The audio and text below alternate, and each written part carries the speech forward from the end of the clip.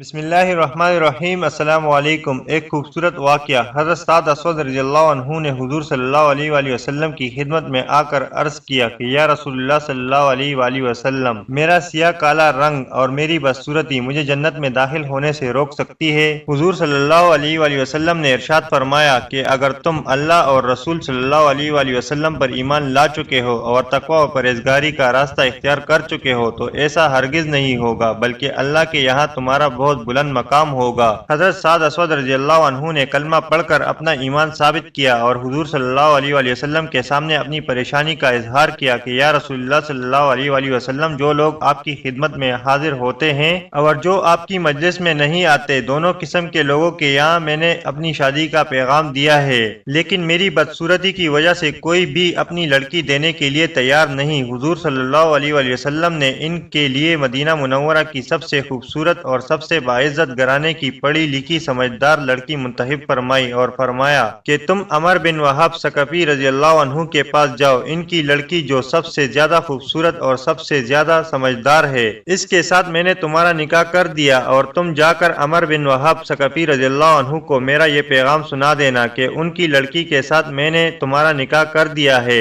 حضرت سعد رضی اللہ عنہ نے جا کر لڑکی کے ماں باپ کو اطلاع دی تو ماں باپ نے ان کو قبول کرنے سے انکار کر دیا اور واپس کر دیا۔ جب لڑکی نے یہ منظر دیکھا تو پردے سے نکل کر بولی، بندہ خدا واپس آ جاؤ، اگر اللہ کے نبی صلی اللہ علیہ وآلہ وسلم نے میرا نکاح تم سے کر دیا ہے تو میں اپنے لیے اس کو پسند کرتی ہوں جس کو اللہ اور اللہ کے رسول صلی اللہ علیہ وآلہ وسلم نے پسند کیا ہے۔ وہ لڑکی ماں باپ سے کہنے لگی کہ اللہ تعالیٰ کی طرف سے تمہارے خلاف وہی سزا نازل نہ ہو جائے، اللہ اور اس کے رسول صلی اللہ علیہ وسلم کے غضب سے بچیے۔ جب لڑکی کے باپ حضور صلی اللہ علیہ وآلہ وسلم کی مجلس میں گئے تو حضور صلی اللہ علیہ وآلہ وسلم نے پوچھا کہ تم نے میرا بھیجا ہوا آدمی واپس کر دیا؟ انہوں نے شرمندگی کا اظہار کیا اور توبہ کی اور عرض کیا کہ ہم کو شبہ ہوا کہ انہوں نے کہیں جھوٹ نہ کہا ہو، ہم تو آپ کے تابع ہیں، ہم ان کو اپنی لڑکی دیتے ہیں۔ چنانچہ ماں باپ نے اپنی چہیتی بیٹی کو حضرت سعد اسود رضی اللہ عنہ کے حوالے کر دیا۔ اس کے بعد حضرت سعد اسود رضی اللہ عنہ اپنی بیوی کے لیے بازار سے کچھ سامان خریدنے کے لیے تشریف لے گئے۔ اسی اثنا میں جنگ کا اعلان ہوا۔ انہوں نے بیوی کے لیے سامان خریدنے کے بجائے اسی پیسے سے تلوار، نیزہ،